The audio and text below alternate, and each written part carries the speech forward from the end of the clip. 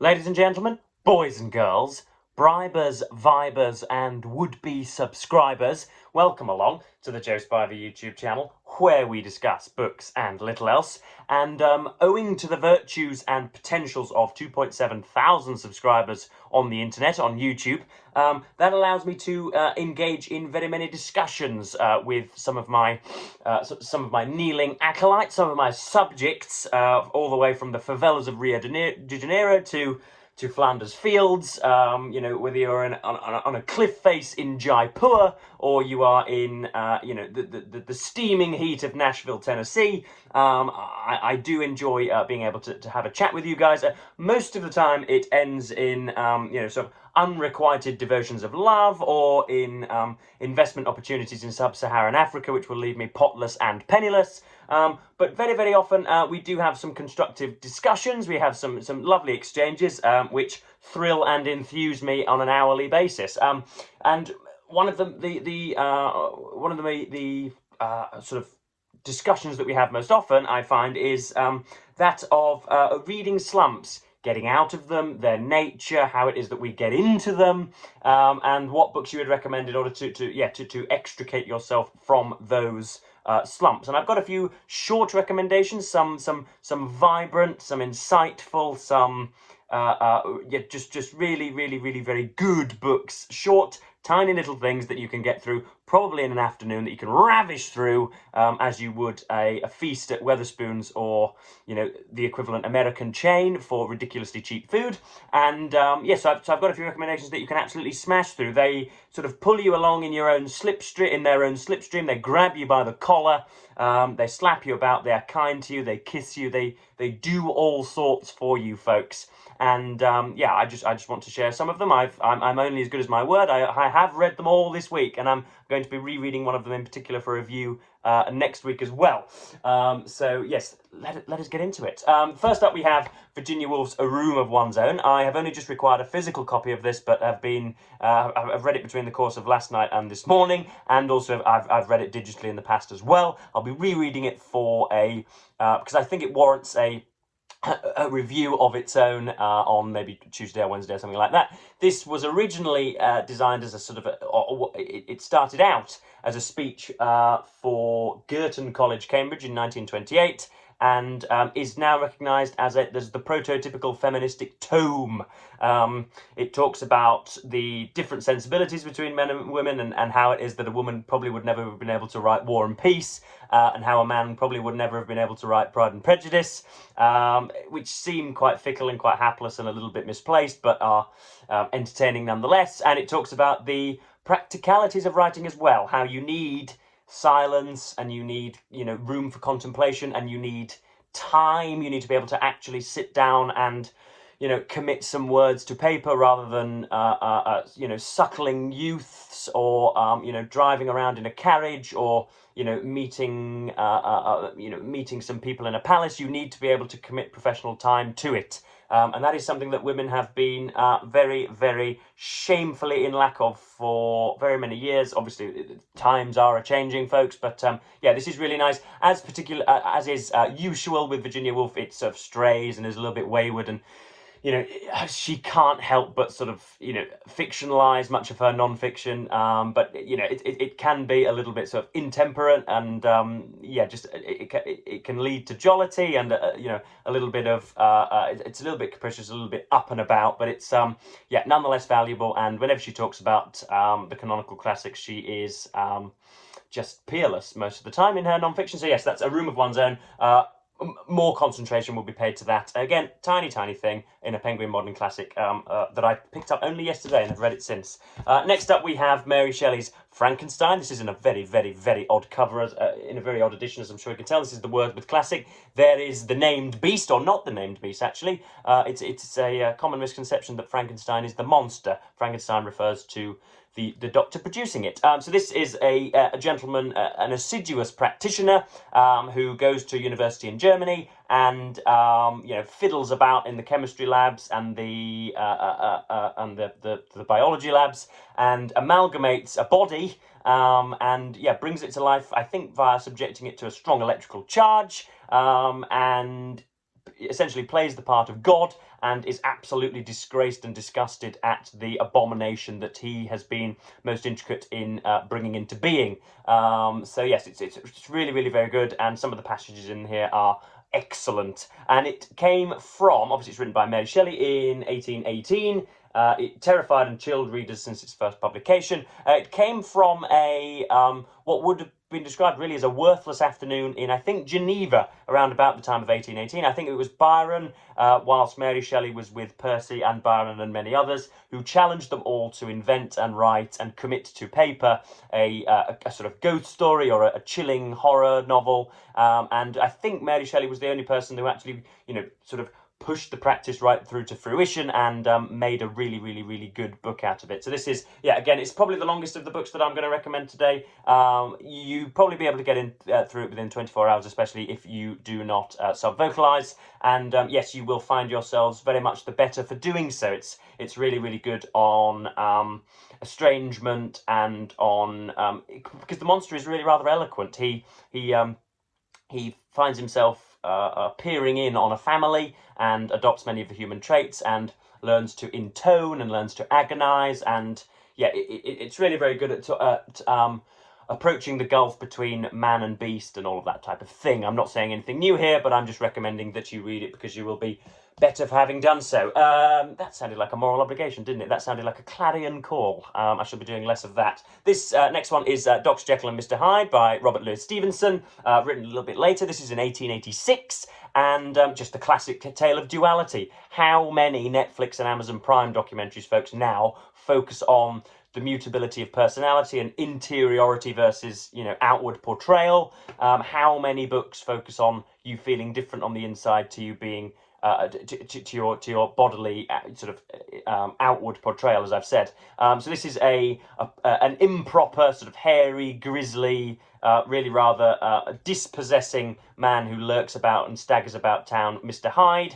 And we obviously learn, I'm not giving away any spoilers here, when we learn that Dr. Jekyll has been the one that has been, again, sort of fettering about and fiddling about in the chemistry laboratories. There was clearly something in the air in Victorian Britain, because the subtitle of this isn't just, oh no, that's Frankenstein, isn't it? Anyway, the subtitle of Frankenstein is Modern Prometheus, I think it is, or Human Prometheus as well. So it's all about the one of the common themes of many of these books is during the Victorian period is one of the Promethean desire to do better for your race via scientific endeavor and to somehow grasp at the impossibilities of the world and make everybody's day-to-day lives much better, and how that can go wrong and how that's a flawed process and how there are very many insurmountable hurdles and there are many sort of pools of liquid that can slip you up in those circumstances. But again, very, very small. And the last passage where Dr. Jekyll commits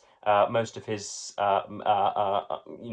commits most of his practices to memory and to paper and tells Mr. Utterson what it is that's going on. Again, I'd love to read a passage, but I'm not going to get bogged down in that. I'm going to leave you guys to it. Again, most of these are available online via bidirectional digital media. Everything is pretty much, as I say, available on the net. Next up, we have Alan Bennett's The History Boys. This was plated up to me as a post-pubescent adolescent in, I think it was probably in sixth form college when I was about 17 or 18, and you can see why. It's dealing with all sorts of stuff. It's, I can't quite remember when it was actually written, but it premiered at the National Theatre in May 2004. It's a play written by Alan Bennett, so it lends itself to quick reading, even more so than the other titles discussed in this video. It is... it focuses on sort of, how many are there here? 8 partly irreverent, very precocious, very capable, very academically inclined young boys who are trying to get a place in tertiary education at either Oxford or Cambridge. They have a head teacher who is completely in the thrall of the Thatcherite league tables of the 1980s. So it's based in the 80s. I still don't know when it was written, but it's based in the 80s, and they have a bisexual history teacher. They have a normal history teacher. They have a more proper for the period English teacher, and it's really very wonderful. It's a bit obvious what Alan Bennett's trying to do at different turns. It's really obvious that He's trying to ridicule the chin stroking that comes with being a reasonably intelligent person, a boy between the ages of 16 and 22. Goodness knows why on earth it appeals to me in that sense. But yeah, it's really nice. It's got a bit of a sort of tear-jerking ending. But yeah, I would recommend. There's a film on Amazon Prime. I found it a little bit sort of disillusioning and a little bit I don't know, a little bit amateurish, but the play's really nice, and again, something that you can absolutely smash through in the course of probably one sitting if you're of a particularly stringent disposition. Next up we have, I mean, this is just a copy that I had to hand. This is The Five Orange Pips and Other Cases by Sir Arthur Conan Doyle, but any short story following the travails of Sherlock Holmes and his loyal Boswellian subject, Dr. Watson, will be of infinite value to you. Sir Arthur Conan Doyle isn't regarded as or isn't given the accolade as the feminist writer that I believe he was. I think most of his novels and most of his books are really trying to get at just how useful and intelligent and remarkable some of the female observers in those stories can be. The Second Stain being a most notable example, but you've got things like The Solitary Cyclist, where you've got a predatory male sort of seeking a woman on the liberating machine of a bicycle, all sorts of stuff in here, and yeah, so many quotations come to mind, and yeah, any little short story by Sir Arthur Conan Doyle it can be read in one sitting very, very easily. Even some of the novels lend themselves to that as well, but this was just a copy I had to hand. What else is in here? Yeah, so I recommend The Second Stain is my favourite one, involving a Prime Minister and Foreign Secretary beached once more on 221B Baker Street's lovely flush carpets, and it involves essentially the Foreign Secretary discarding or mislaying some very important documents, and the only reason that they don't arrive at the solution very, very quickly is because they deem they can't possibly countenance the fact that a woman might play an important role in the story. So it's, yeah, that's my favourite story by a distance. It's probably my favourite short story, full stop. Penultimate title that we're going to look at in this video, we have Franz Kafka's Metamorphosis and Other Stories. I don't know what else is in here. I think a young country doctor is in here or something like that, but we're only focusing on Metamorphosis, when Gregor Samsa awakes one morning to find himself transformed into a sort of hideous cockroach. Different translations have him as a bug or as an insect. This one has him as a cockroach. I am, as can be expected, a monoglottal English reader, so I've never read any of the German originals, despite having it drilled into me between the years of sort of 13 and 18 at secondary school. Still haven't mastered the German tongue, folks. I only know Weltanschauung and words of that type. But yeah, apparently, again, German speakers, this is a call for you. Apparently, we miss out on a lot of his humour in English. Maybe not in the Metamorphosis, but he's certainly never struck me as a humorous writer. But it is said of Kafka that he, is capable of raising a few eyebrows and of tickling the base of the spine or whatever. But this is the story, yeah, Gregor Samsa, talking about, again, personal disillusionment, and also I'd forgotten upon rereading just how much of all of this is predicated on Samsa being late for work. It is his tardiness and his impunctuality that are at the forefront of his mind, even when he is awoken with 6 legs and a straight back, sort of a shell around him and, some itchy white spots all over him. That's the bit that still concerns him, and it is his his professional superior that turns up at his doorstep that sort of knocks down the door originally as well. So it's all about professional responsibility and of providing for your family, and of course it's got not a meaningless ending, but it's got a touching ending, a saddening ending. It's certainly not going to, you're not going to sort of, gallivant out of the room feeling, a sort of sprightly, reinvigorated life after this. You're going to sit there and wonder just what it was, just what perturbations so beleaguered Mr. Kafka as to put this to paper. But yes, that's the Metamorphosis. Again, very, very, very, very easy to read in one afternoon. And last but not least, we have Anthony Trollope's The Warden. This was definitely read by me in a day. I absolutely gobbled this up, as the proverbial would have it.